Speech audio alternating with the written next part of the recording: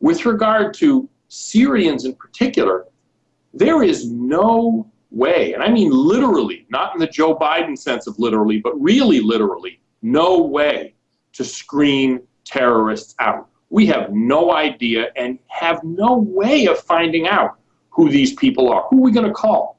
The Damascus Police Department and ask about somebody's background?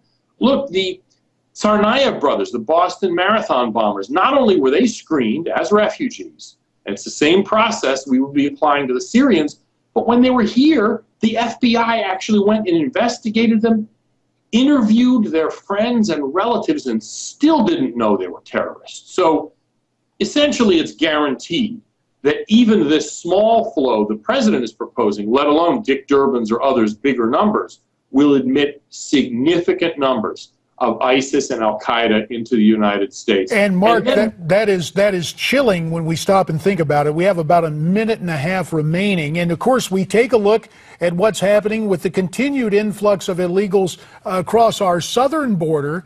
How on earth could the U.S. even accommodate, say, 10,000 more from the Middle East? Well, I mean, you know, we're a big country. That's not the issue. In other words, this question is not whether there'll be somewhere to put them. Sure, they'll spread them around the country. They'll send them to Sioux City, Iowa, and other places. The question is, how are we going to pay for it? Is it an efficient use of money? No. And is it safe? That's the key thing. Look, we all saw the picture of that poor kid who had drowned on the beach in Turkey. Well, what are we going to say to an American mom and dad of a kid who's killed by an ISIS terrorist who's let in as a refugee? U.S. government's job is to serve the interests of the American people first, and letting in hundreds of thousands of Middle Eastern refugees does not serve Americans' interests.